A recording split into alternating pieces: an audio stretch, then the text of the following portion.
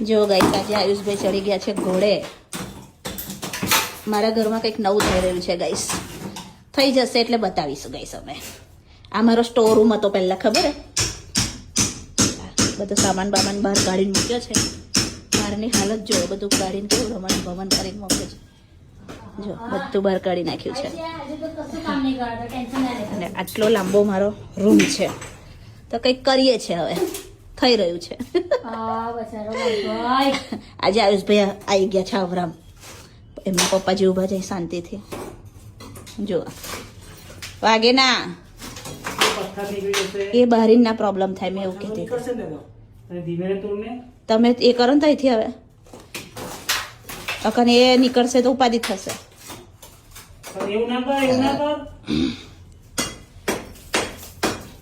Before after આ મારું before છે ગાઈસ.